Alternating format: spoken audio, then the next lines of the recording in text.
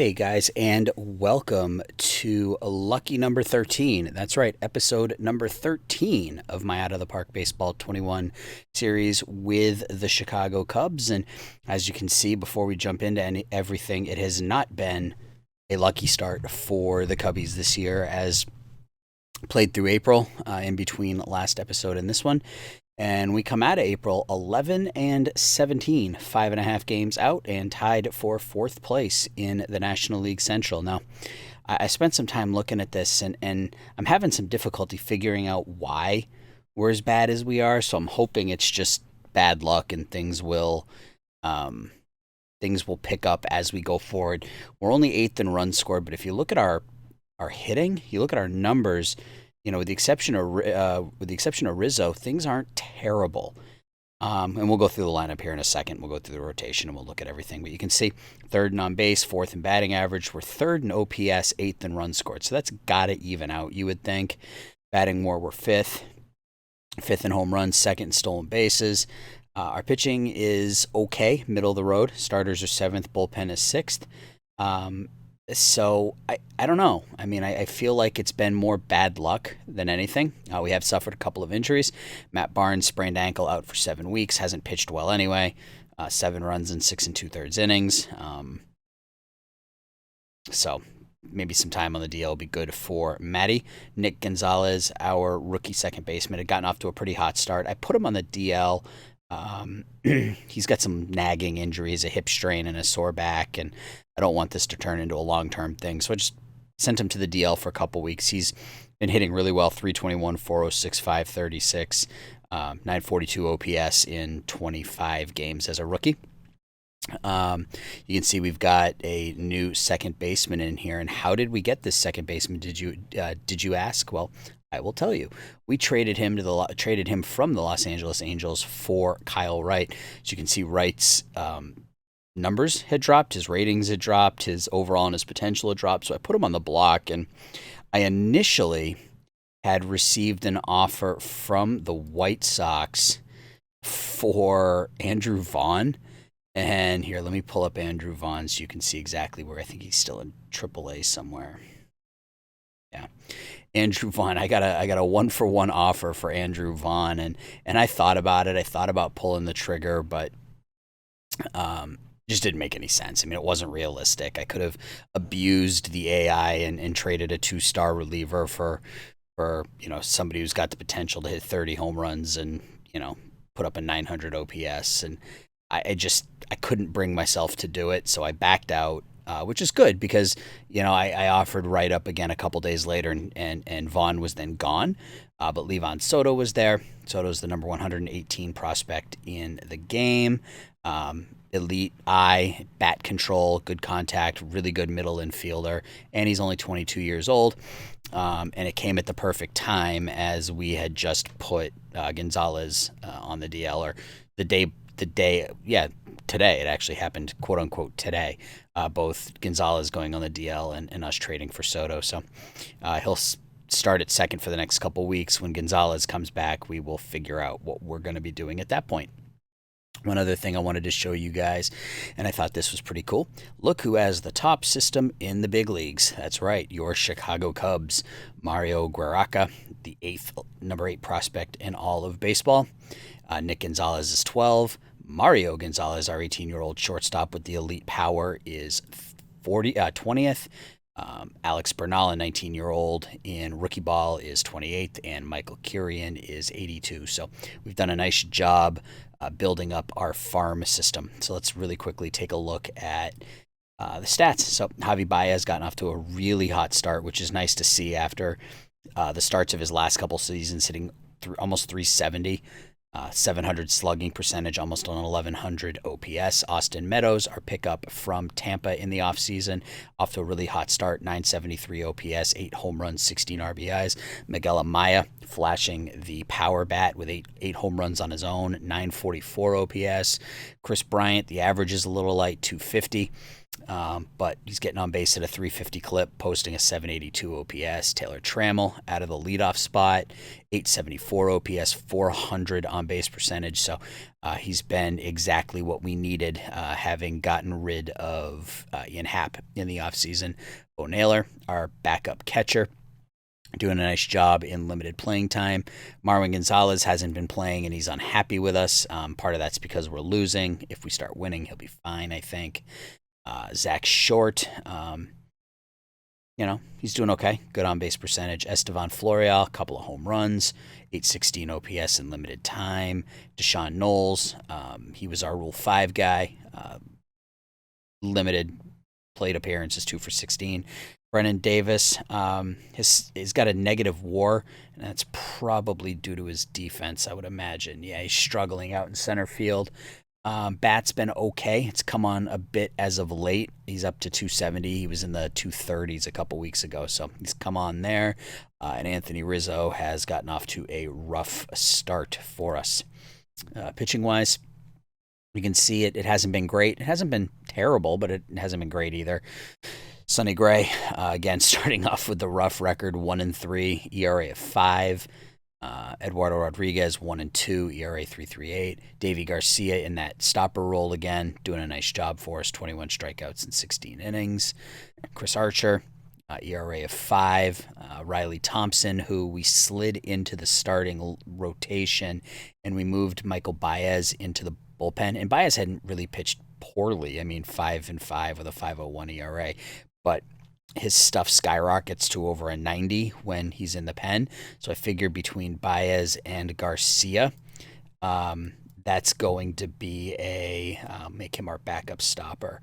That's going to be a pretty solid 1-2-3 Ferguson, Garcia, and Baez if Riley Thompson can hold his own in the starting rotation. And he's got, the numbers bear out that he potentially could, so we'll just have to see how it goes. Braylon Marquez has pitched a lot. 16 innings, 15 games, 5.63 ERA in his rookie season. Blake Snell, 2-2 with a 3.90. Chris Sale out of the pen this year. He started a couple games early on, but still striking out over a batter an inning, 2.20 ERA, and he's content being in the bullpen. So if he can hold on to these numbers and we can use him with some regularity out of the pen, I think we'll be okay there. And that's about it. Nick Anderson has struggled a bit. So I don't know. I mean, I feel like it's just been some luck, some bad luck. And we'll just sort of have to see how the next month goes. I'm not going to make any moves. We'll see what happens once Gonzalez comes back. If I move Soto down, or maybe I move a piece like Zach Short or Marwin Gonzalez or something like that, depending on how Soto does in this 2-week tryout here while Gonzalez is injured. So I'm going to sim ahead until let's go ahead to the draft pool. Let's take a look at what we got for draftees, and then we'll go from there. All right, so we lost again. Wonderful. 11-18. Marwin Gonzalez is still mad at us. 11-19.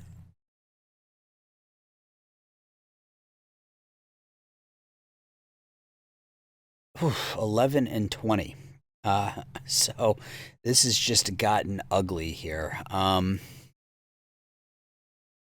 I'm still not gonna make any moves. We're gonna let things go here until probably the end of June. If you look at our salaries, we got a couple coming off the books: Blake Snell, Sonny Gray, Chris Archer. So 3 of our starting pitchers are coming off the books.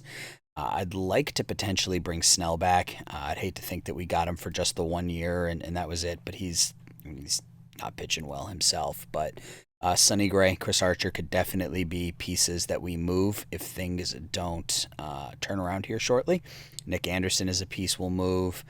I mean, there aren't many pieces here that I would consider untouchable. I'd like to hang on to Austin Meadows, but I'm going to have to wait for the end of the season because he's going to opt out of this, and we'll have to figure out what to do there. So, things are not looking good for us right now. So let's take a look really quickly at the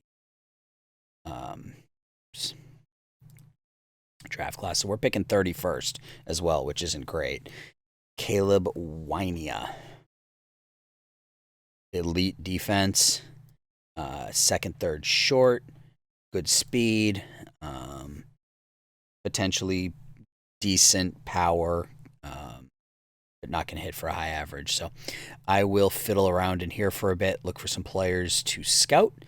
And when we come back, it will be time for the draft. So I'll see you in a minute. All right, it is draft time, and things have not gotten any better for us. We're going to have to start to think about making some moves here. It's not what I was expecting out of this season. It's not what I wanted out of this season, obviously. Offensively, it looks like we're still getting it done for the most part. Rizzo is still not hitting, but he's really the only one.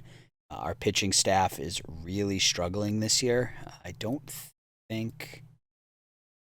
Let's see if there are any pitching coaches out there that make or break us. So this guy was with the Twins. He's good with power pitchers, and that's what we currently have, right? Doug Bochtler. In the last 2 years haven't been bad, so I can't sit here and say that it's necessarily his fault. It's the same pitching staff. In fact, we added Blake Snell. So, all right. Well, let's just take a quick look at the lineups and pitching, and then we'll go to the draft, and then we'll see what we can do. So Riz and Davis are still at the bottom. I'm not sure this Brennan Davis experiment in left field or in center field is working out. But I don't want to move Meadows. So do we? I mean, here's an interesting thought. Do we do this and sacrifice offense for defense? I mean, I think we have to try it at this point, right? And against lefties,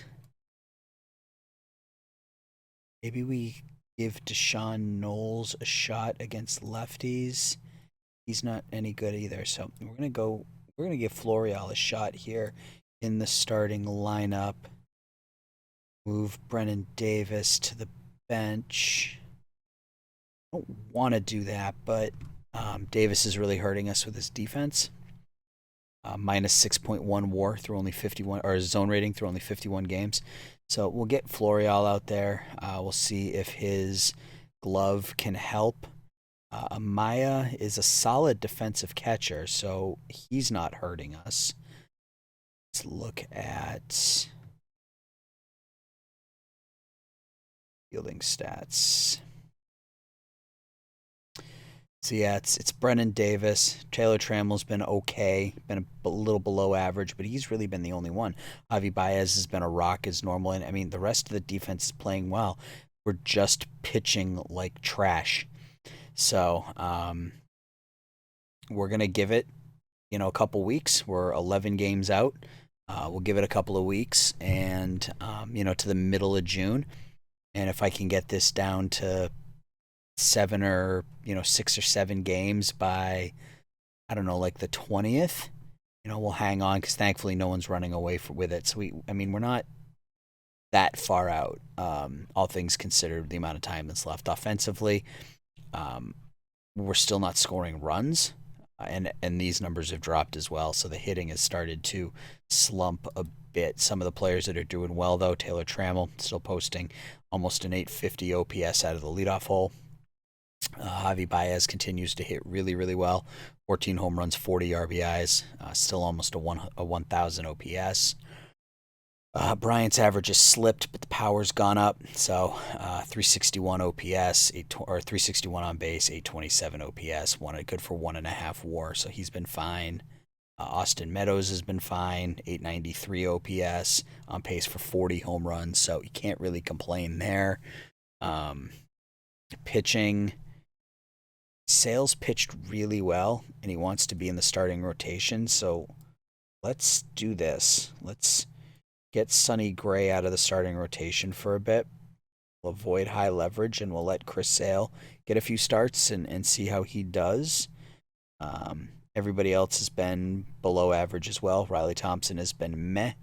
Michael Baez has been meh. And Nick Anderson has been terrible. So what are we going to do with him? Our bullpen has just been bad across the board. 6 home runs in 14 innings. Let's take a look. I don't want to make any moves right now, but if we offer him up and we can get a good return, maybe we jump on it now. Yeah, this is what I was afraid of.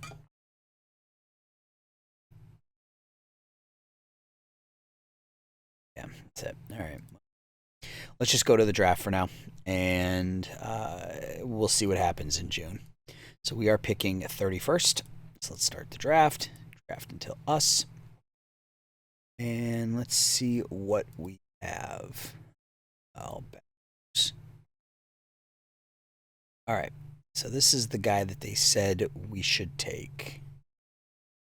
Doubts about whether he could handle a full workload. Went to University of North Carolina. Got good speed. Good defensively.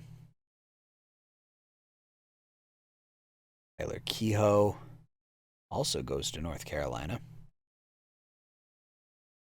Brandon Forrester, high school senior. He's pretty good. J.D. McLaughlin, Oregon State. USA likes him more than we do, but our ratings are higher, so you got to believe that what we've got here is correct. What do we got for pitchers? Anything any good? A couple of relievers. Not drafting a reliever first. Jason Diaz to Miami. Wasn't bad.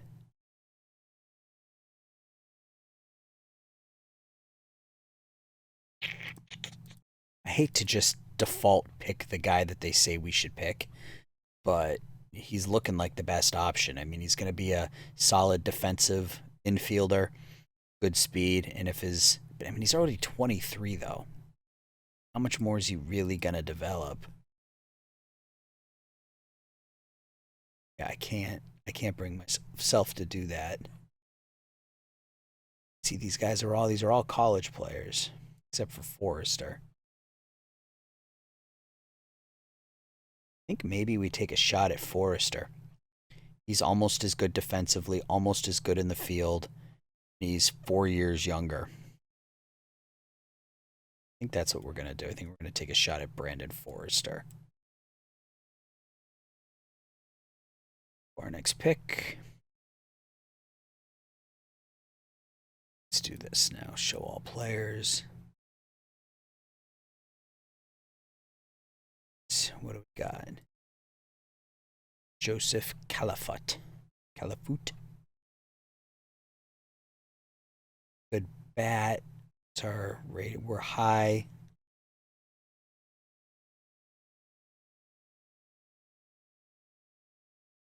First base type.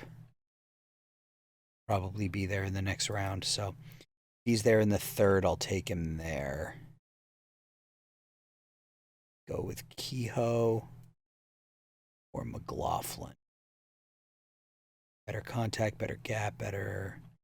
He's better, got a better eye. Better speed. He's better defensively.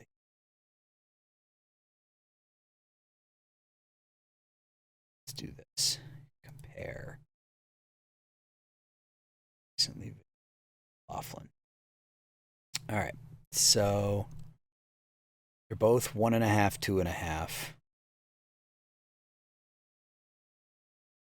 Kehoe has got better contact potential. He's going to be better with the bat, or at least he's not going to strike out as much. They'll both draw comparable walks. It's a bit better gap power. Both 22.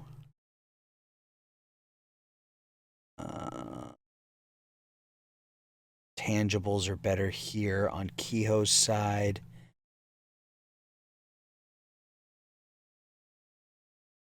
He is a better outfielder, at least in center. Kehoe's better in left and right, a little bit worse in center, but McLaughlin's significantly better in the outfield.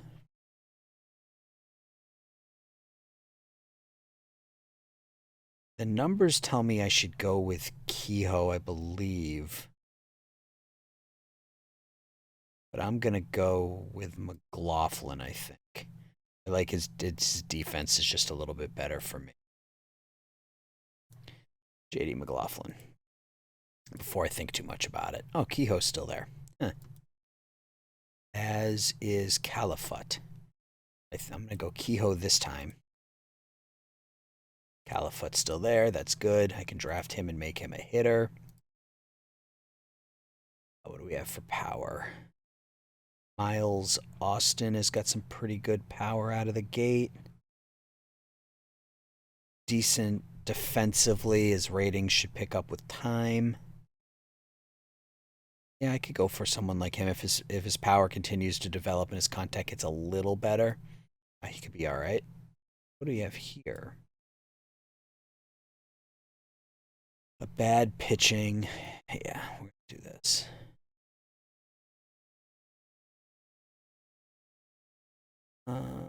Landon Smith is a high contact batter with no power to speak of.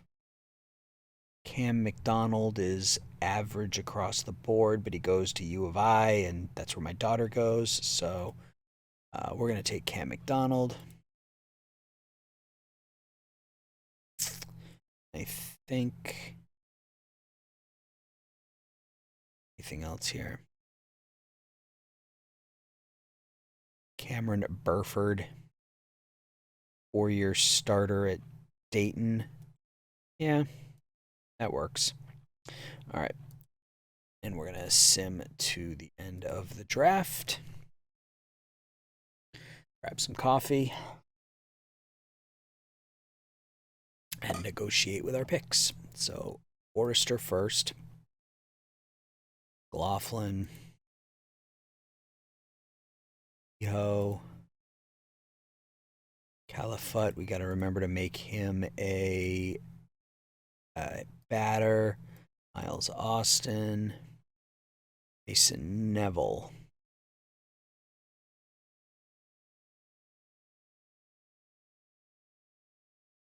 Meh.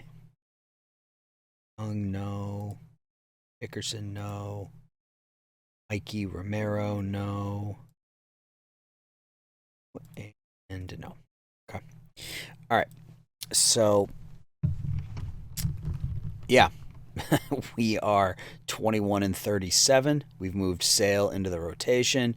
We've moved Estevan Florial into the starting lineup. We have benched Brennan Davis, and we have sent Sonny Gray to the bullpen. A couple people that are on the hot seat right now, including Sonny Gray, Nick Anderson, potentially Archer, and even Snell if things don't turn around. So I'm going to go ahead and sim until the end of June. When we come back, if I made any moves, we'll take a look at those moves.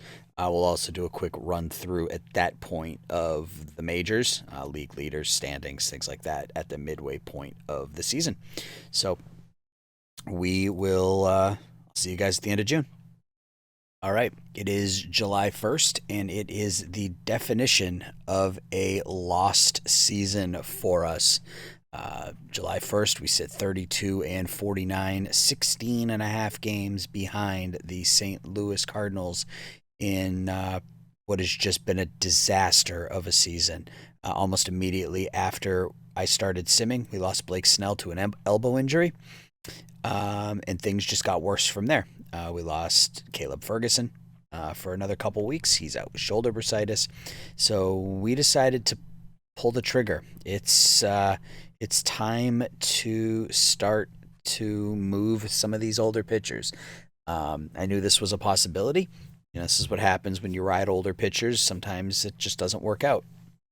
So And we had to include a player. I mean, you can see what's up on the screen there, but we had to move a player that I spent probably a half hour trying to consummate this deal without including Brennan Davis, but um, I had to, and ultimately, our GM thought it was a great deal. And every deal where both teams leave feeling a little gross, I think is a positive for both sides. So the key on our side was we had to move Brennan Davis to the Dodgers, along with, actually, let's just show the trade like this. It's better in this page. So we moved Sonny Gray, who was 1-6 with a 5.97 ERA this season, after going 8-11 with us last year, so 9-17. I, I mean, can you blame me? I mean, the Cincinnati offered him up for almost nothing. He was really, I mean, the numbers bear out that he was pretty solid last year, but started to fall off a cliff this year, and he was looking for a significant chunk of change. So we moved Sonny Gray and Chris Archer, whose numbers had started to deteriorate. You can see his movement, his control started to drop. He was 2-4 with a 4.81 ERA with us. Walks were a little high. Strikeouts were right in line where they used to be. Home runs were up a little bit, which accounted for that higher ERA. You can see Los Angeles is using him in the bullpen, and he's been pretty successful in the pen so far. But we moved Archer, Gray, Davis, and then just a 23-year-old in. He was in Double-A for us. They moved him to High A. Danis Correa, for Jose Rodolfo, 22-year-old starting pitcher who was in their Triple-A system. Pretty good stuff. Movement control are okay, but he's only 22. But so far, 2 starts for us, 14 strikeouts, and only 8 base runners in 13 innings. So good start there. But Josiah Gray was really the big kind of piece to that puzzle for us. He hasn't pitched for us yet because he's got a finger blister, and I didn't want to push it.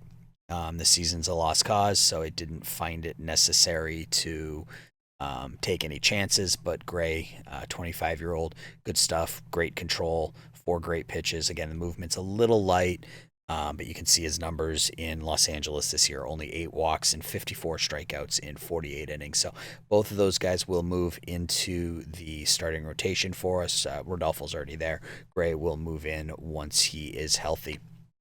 So because of those moves, we had to call up a couple of people.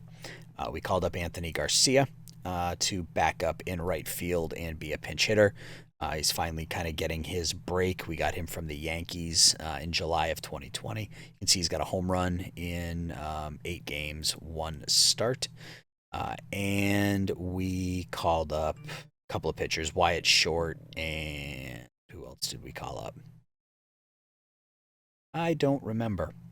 Uh, Andrew Abbott, that's who we called up. But we moved Michael Kirian into the starting rotation. We're going to give him a shot here until Gray is healthy. Sale has actually pitched pretty well as a starter. You can see he struggled in his last start, but before that, 7 shutout innings and 11 Ks. So, we'll just leave him there. That's where he wants to be, and he's happy, and we're paying him a lot, so we got to keep him happy. Baez has pitched pretty well out of the pen. They moved Nick Anderson. We moved Nick Anderson into the closer role. He's done okay since that really rough start. Davey Garcia's had a down season. His walks are way up compared to last year. Strikeouts are down. Home runs are up. So I hope that we didn't burn him out the last 2 years, but hopefully he bounces back here in the second half of the season. So let's just quickly take a look at this. Eduardo Rodriguez has been our best pitcher this year, followed by Riley Thompson, even though the record doesn't show it, 2-6 with a 3.97 ERA. Sale, again, has pitched well. Kirian, we talked about. Braylon Marquez has pitched all right. He's bounced back and forth a little bit. He started a couple of games. And then you can see the rest of the pitching staff. It hasn't been a good year to be a Cubs pitcher. So I'm hoping that the second half will bring something a little bit better. Now, offensively, things are a bit different. Javi Baez has a 4-win season through half the season. He's already at 20 home runs, 57 runs knocked in, still hitting over 330. Taylor Trammell, OPS close to 900, 16 steals, 50 walks in 79 games. Austin Meadows has been a great find for us, 900 OPS. Nick Gonzalez in his rookie season, hitting almost 300 with an almost 860 OPS. Chris Bryant, 17 home runs, still really good on base percentage, still playing really good defense. Miguel Amaya, power's gone away the last couple months, but if he can post a 740, 750 OPS, I'll take it. Zach Short playing pretty well in limited time, good OPS, which is what you're going to get out of him. Anthony Rizzo, the average is starting to climb up a little bit. He's up to 230. If he can end with his OPS close to 800, I'll take it. We're still paying him a bunch for the next few years, so we need him to turn it around. Florial is a little overmatched as a hitter, but playing, and if he's playing really just average, he's really playing below average defense in center too. So I got to figure out center field, and then Knowles and Gonzalez. And one of the things I'm thinking about, and I really don't want to rush him, is Jason Dominguez. He's not ready, and he's hit everywhere he's gone. So his numbers show that he's got the hitting chops. He's already major league ready defensively. Good base runner, but I can't bring myself to rush him, especially now where this season is season's a bust. So I want to go through the international free agents first, and then we'll take a look at the standings and stats, and then we'll play through to the trade deadline, and then that will be that. So let's go ahead a day, see if we can win that game. Hey, we won 13-1. Let's just look at that box score. I like a 13-1 game. Javi Baez, 2 for 4 with 4 runs knocked in. Garcia started as a DH and homered. Looks like we hit a few home runs. Garcia, Bryant, and Baez all homered. Rodolfo started, went 6, only gave up 1 run in 6 innings. Bullpen was perfect. So that was a nice start. It was a nice game for us. It was against a bad Orioles team, but we're even worse. So I will take any victory I can get at this point. Wow. Here's a big deal. Baltimore sends 30-year-old Miguel Sano, who's already got 29 home runs on the season, to the Kansas City Royals for minor league prospect Bobby Witt Jr., number 88 prospect in the league. That's a significant deal, and a couple of other minor leaguers as well, but it was really Witt for Sano. That's a pretty impressive trade. All right, so let's go and take a look at the international amateurs. All right, so we got a catcher, John Valenzuela, and Edgar Mata. Yeah, I think this is the way we want to go. Let's offer him the full 5, call it a day, and be done with it. That's my strategy. I mean, you could spread the money out a little bit amongst some of these guys, but I always just look for the highest potential guy and go after it, and kind of cross my fingers. So, in this particular instance, it was Edgar Mata. All right, so let's take a look at the standings. So we'll start in the American League. Tampa Bay with a 4-game lead over the Blue Jays. Let's see how they're. Shane Bieber, 4-2 with a 4.64 ERA. So it's about what he was doing with us. A little bit better. Adam Hazley. Man, I wish I had a center fielder. 271 with 12 home runs and 44 runs knocked in, 788 OPS. I mean, he's really in line to do what he's done. That's what he is. He's a 3.5 to 4 win player, which has obviously got a ton of value, especially when we haven't been able to replace him. Wander Franco continues to have, he's 22 years old and on pace to knock in only 150. So, yeah, Tampa's got a good one in him. Yeah, so that's Tampa. White Sox are in first place, 46-38. Doing it pretty much across the board. There's Andrew Vaughn. We could have had him if I'd pulled the trigger. And if we were now where we were then and that trade had been offered up, I probably would have, or if we were then where we are now, I probably would have pulled the trigger. But Madrigal, Moncada, Jimenez, Robert, J.J. Blade, Vaughn, Max Muncy, Tim Anderson, and Yasmani Grandal. That's a very, very good lineup. Pitching led by Lucas Giolito. Gets hurt a ton, but when he pitches, he is outstanding. And he's actually a free agent after this season, so that might be a name we go after, even though he's fragile. And that's something I'll look at here in a second, too, are upcoming free agents. Houston leads the NL West by 2.5 over Seattle. Jordan Alvarez, George Springer getting it done. Alex Bregman, good average. Carlos Correa, 79, 15 runs. He signed Robbie Ray. I guess he's pitched for him for a couple of years now. Struggling this year with an ERA over 6. Looks like a pretty high, looks like a pretty offensive season across the board. So, but we're still not getting it done. Atlanta running away with the NL East. You know, again, same people you would expect. Albies, Acuna, Betts, Freeman. That 2, 3, 4, 5 is pretty impressive for the Braves. Mike Soroka 8-0 through 17 starts this year, so he's their ace, and this is what we need to find, guys. We need to find this, and he's signed long term, so he's not going anywhere. But everybody else there's pitching pretty well, and I mean, you just look at this. I mean, they're top half and everything. So really solid Braves club. And in the West, it's the Dodgers by 3.5 over the Padres and the Giants.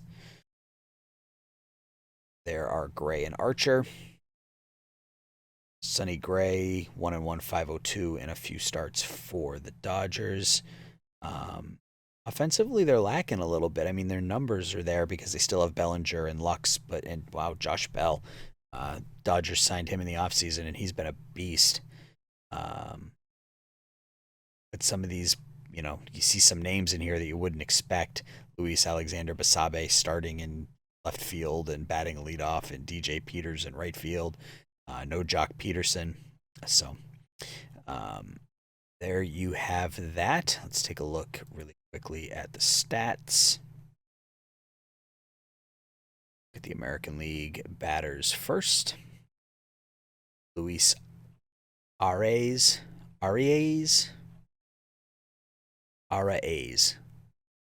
A 100 contact, hitting 371.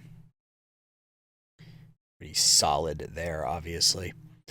Gleyber Torres, 37 home runs. Jordan Alvarez, 77 RBIs. Mike Trout has bounced back for 326, 456, 32. So he's having a solid season at age 31. Almost 1,100 OPS. Wander Franco leads in WAR. Let's see kind of everything else here. If we look at the pitching leaders in the American League. Matt Manning with a 2.16 ERA. Taj Bradley leads with wins with 11. Daniel Lynch in losses. Edwin Diaz, 21 saves. Matt Manning also leads in WAR. He signed long-term too, yeah. Garrett Cole, innings pitched. Kind of see everything else there. Who leads in saves? Oh, Edwin Diaz. I already said that. All right, let's go to the National League. Pitching. Noah Syndergaard, 2.31. Steven Matz is number 2 at 2.46. Jacob deGrom with Arizona leads in wins with 10. What did he end up signing for? Let's see, I would have signed that. I would have signed him to that contract in a heartbeat. But he wanted 38 from me. So, oh well. Arizona got themselves a deal there. Trevor Williams with Pittsburgh leads in losses. Junior Fernandez, St. Louis, 19 saves. 4.9 WAR out of Soroka so far. Jacob deGrom in strikeouts. Go to batters. Juan Soto hitting 386. Javi Baez is 5th Bryce Hoskins, 29 home runs. Freddie Freeman, 77 RBIs. Juan Soto's getting on base almost 50% of the time. That's nuts. He has almost a 1,300 OPS. Oh, wow. On pace for a 12-win season. He's still under arbitration. I mean, he's probably going to make $30 million in arbitration this year, but that's still a bargain. Already a 6.2 WAR player. Javi Baez is third there. We're not on here for anything. It's just been a bad season for us. So, all right. So that is where we are at the beginning of July. We're going to continue to look to make some moves. Nick Anderson, Matt Barnes, Blake Snell, and we'll see what else is out there.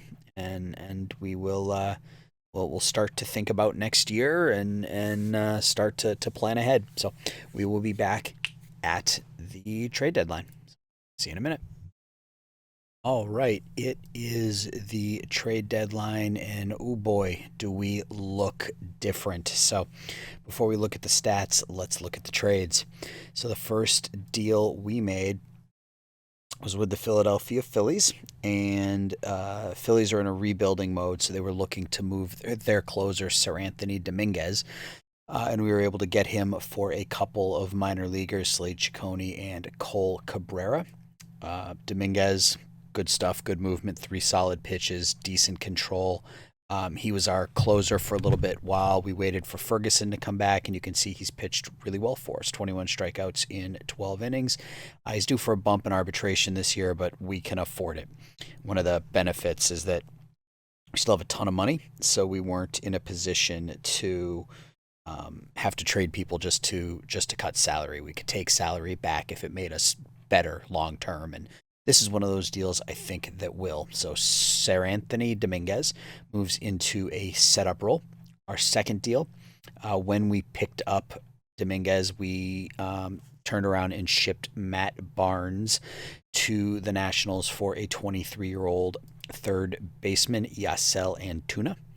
Let's get a scouting report on him. Can play a couple positions pretty well, got decent speed. And if this develops, he'll turn into a decent overall hitter. 718 OPS in AAA for us right now. We gave up Matt Barnes, who pitched pretty well in one of the 3.5 seasons we had him for, 2021, which is, of course, when we signed him to that contract. Struggled with us this year and is struggling with Washington this year as well. So get out from that $6 million contract and pick up a prospect. The second largest deal that we made was with the Detroit Tigers. We sent Blake Snell and Jeremiah Estrada to the Tigers and picked up Matthew Boyd. So Snell's still out for a few weeks. You can see the numbers are starting to plummet for him. His half season with the Cubs didn't go particularly well. Really high walk rate, below average ERA plus. So he was not very good for us, not for what we gave up, but we got Matthew Boyd in return. Boyd is signed through next year at $8.9 million, so not a huge contract, but he's 32. He's been a solid contributor to a bad Tigers team for a few years now. He'll slide into that number 4 spot, 3-4 spot in our rotation, and through 2 starts, he's 0-1 with a 3.65 ERA. Struggled in his first start, but pitched really well in his second start, which was also a loss, but 9 strikeouts in 7 1/3 innings there. So got 5 really good pitches, good control, pretty good stuff, and average movement. So those were 3 of the deals we made. The fourth deal involved the Colorado Rockies. So let's go here and let's find that deal, shall we? All right, it's right here. So we sent Braylon Marquez. Remember, he was out of options and he was injured. So when he came back, we either had to send him down or we either had to release him or find a home for him. So we decided to move him. We traded Braylon Marquez, Adam Lasky, a minor league pitcher, and Eduardo Rodriguez to Colorado. in exchange for German Marquez, or Hermann Marquez, however you want to pronounce it. Um, Giving up Rodriguez here was a little difficult. He's pitched really well for us. Pretty solid for 2 straight seasons. Pitched well this year as well. He's locked into a reasonable contract, 4 years at $10 million. But we get a pitcher with a much higher upside in Marquez. You can see elite control. He's got four great pitches, one above average pitch, and he's immediately becomes our best pitcher. He's signed for this year with a team option for next year for 16, which we will pick up, and we'll likely try to sign him to an extension. Maybe not for that much, but we'll try to sign him to something. So those were the moves that we made leading up to the deadline. It is deadline day, so we could shop a few other people if we wanted to. And you can see we've picked it up here a little bit. July, we were 13-10. 3 really bad months knocked us out of any sort of contention, but 13-10 right now. And a rough patch here over the last week, 1, 2, 3, 4, 5, 6 losses in a row. But prior to that, you can see, we had won 10 out of 13, 11 out of 13 or something like that. So things had started to turn around a little bit. We won our first 2 games after the deadline, and then we lost a bunch in a row, which hurt us. So again, this season is a lost cause.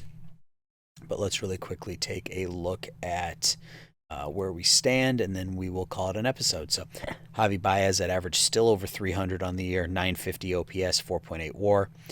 Austin Meadows continues to play really, really well for us. He's, again, going to opt out of this contract, so we're going to have to figure out what to do with him once the season comes to an end. Taylor Trammell in the leadoff hole, having a great season, 861 on OPS, 400 on base, 25 steals. Chris Bryant, the average is a little low, but again, 340 on base percentage, playing good defense. Nick Gonzalez's rookie season, playing pretty well, 800 OPS on the nose, 365 on base. Zach Short, having his best season as a batter, 890 OPS and 135 at bats. Miguel Amaya continues to struggle with the bat. That's a little concerning. Something we'll have to keep an eye on. Here as we go forward, if the offense doesn't match up, if he could be a 2.5 to 3 win player every year, that would be fine. But if he's sitting at a 73 OPS plus, that's not going to cut it. Anthony Garcia in his limited time, doing what's asked of him, showing some power, 553 slugging, 886 OPS. Anthony Rizzo, that average has dropped again. He's back down to a 704 OPS, and he's asking to be traded. So I may see what we can do here on the trade deadline and see if, we can pick up some prospects for him. I don't want to trade him. I mean, I'd like to keep him with the club. He's a good fielder. He still has a good bat. He's a captain. But this year he's just not getting it done. Deshaun Knowles, 230. But again, he's coming along nicely. His numbers haven't dropped, so I'm hopeful that these will continue to improve. Bo Naylor, a backup role, no home runs. He's struggling with the bat as well. And then Estevan Florial is overmatched with the bat. I need to figure out center field. I'll probably call up Jason Dominguez at the end of the season and move Florial back into a backup role.